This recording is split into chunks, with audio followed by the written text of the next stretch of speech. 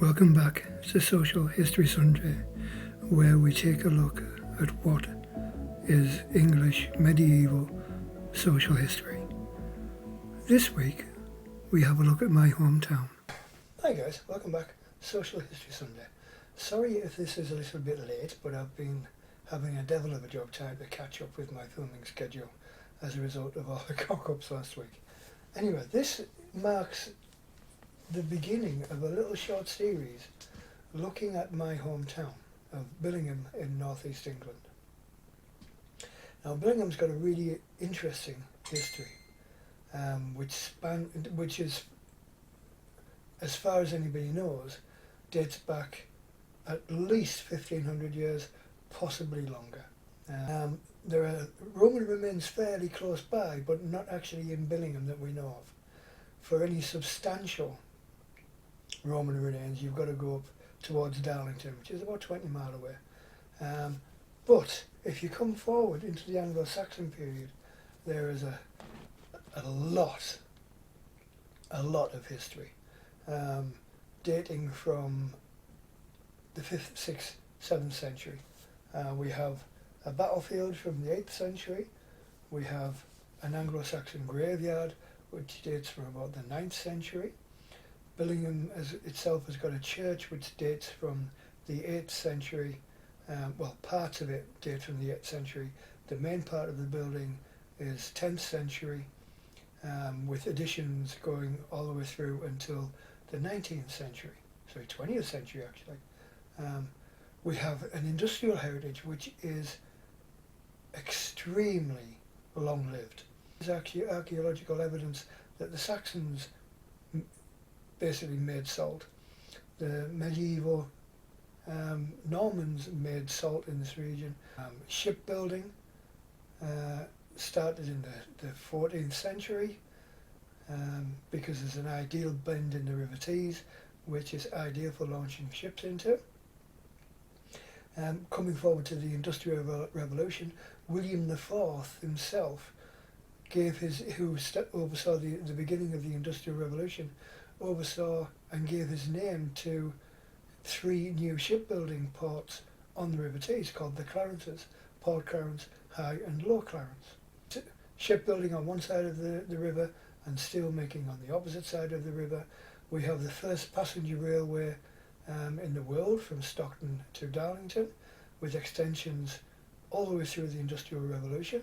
For instance, a train line to the Clarences shipyards was built from Stockton to the shipyards in 1829, but I believe it was open for passengers in 1830. That was extended through to Hartlepool. So we've got a fair few historical events and places to look at. So I thought what we'd do with the first video is actually have a look at the Anglo-Saxon church. And I did it's not a very good video, but you might get the idea. But I had some video that I had from a while ago, which I've cut into that, so it should give you a decent idea. And we'll talk about the church, and then next time, well, we'll see. Anyway, I'll cut the video in now, and we'll have a chat about it. Right, the first thing we see is the Lich Gate. This one is reputedly to have been built by Robert Thompson, the Mouse Man, one of the greatest British craftsmen. But the Lich Gate itself comes from the Anglo-Saxon word for corpse, and the story goes that the last chance for a spirit that is still in the body to leave is when you reach the Lich Gate. They're sometimes known as a resurrection gate. Now, as you can see as we walk through, it's a proper graveyard, and it's extensive as well. The earliest known gravestone, I believe, dates to about 1650, but there are lots of other old gravestones that nobody knows the date of because they're so eroded and so badly decomposed. But as we come up to the church, and we see the horrible modern sandstone repair, really, and it's horrible. But as you can see, there's lots of trees and lots of yew trees as well, and some of them are quite old.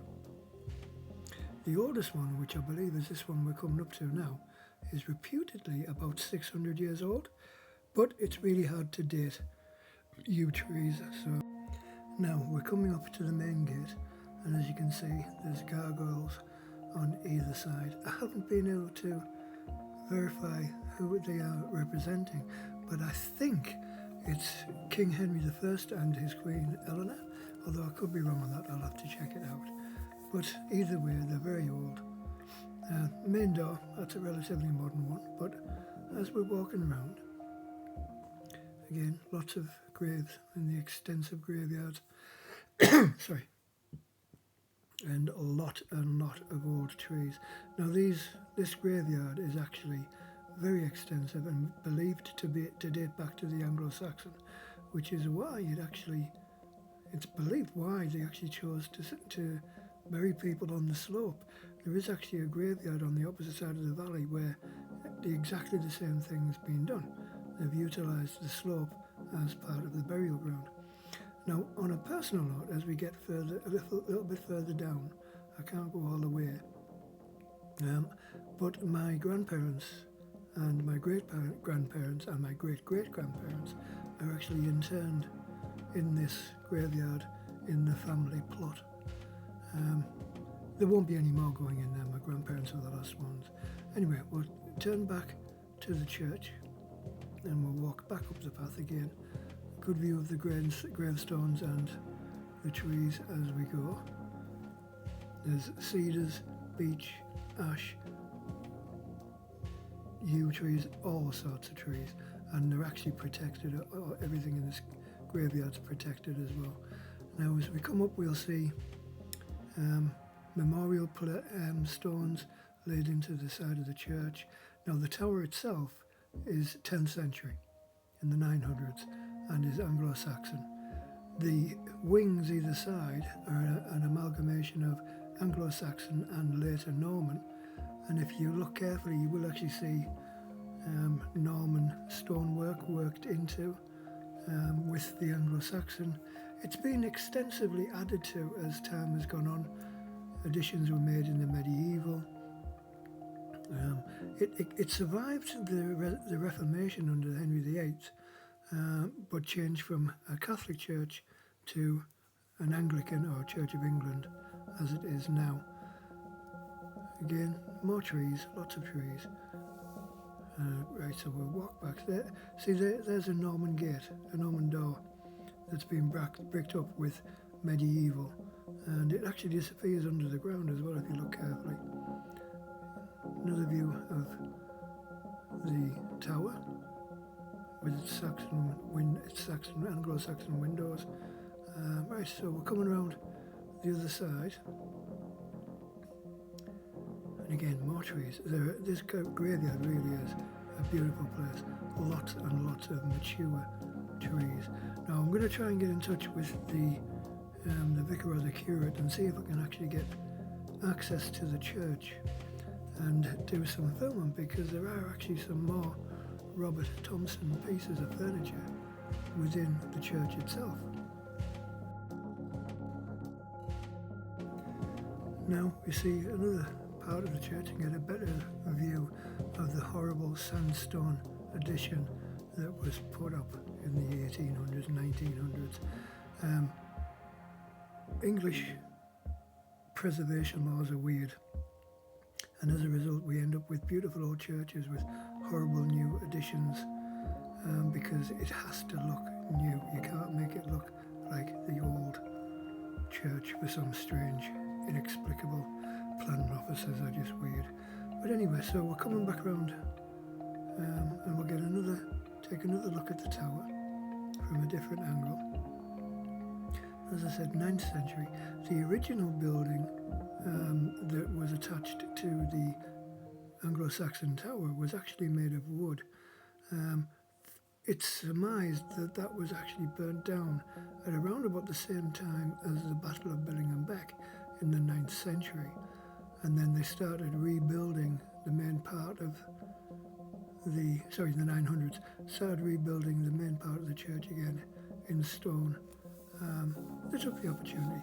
That's why, if you look around, you will actually find bits of odd stone built into doorways and into walls and into windows, which don't actually quite match up. It's because the original structure was a mixture of wood and stone. So here we see the door again, main door. It's a wonderful door. Thought you might be interested to see it one more time. Right, and we're now below the tower. Have a look up there. Right, so to this point I realise I'm not quite far enough over to get a good look at the tower, so I walk a couple of yards down further and look up again. And then you see a good example of one of the Anglo-Saxon windows and then the tower itself. So overall it's a mixture starting in about the 6th or 7th century, being added to and modernised and repaired all the way through until the 1900s, until we see the church we are today. Now if I can get inside, there are actually reputedly some really beautiful stained glass windows. You can't get the full effect from outside. But if we can get inside, that's what we'll do. But that's the subject for another video at a later date. And the church does still have working bells, but they're not rung very often. Right, so we'll have one quick look around the graveyard. It's quite a serene place, quite a peaceful place. And as we make our way out, I'll just point out the irony. The lich gate that we're walking up to, apart from some of the graves, is the youngest thing in this graveyard, at over 100 years old, believe it or not. It was built in around the year 1900 by Robert Thompson, the Mouseman. If you come down sometime and have a look around, you have to hunt for it, but there's actually a little mouse carved into the oak framework of the lich gate itself. He's quite a famous guy, look him up. Anyway, so that's St Cuthbert's Church on the Green at Billingham. Just a quick look around, a quick introduction. Well, nothing, not a great deal more to say, apart from there's the green straight ahead of us. That's changed over the years. Anyway, back to him. Right, so there we go. That's St Cuthbert's Church on the Green at Billingham. And there's lots of other stuff around. It's actually caught my imagination a little bit. I want to find out more about my own hometown. So next week we might do something about, well, I'll think of something. Well, not next week necessarily, but in the next video about Billingham. Anyway, hope you found that interesting and not too boring. Stay safe, keep slinging the sticks, and we'll talk again soon. Cheers, guys.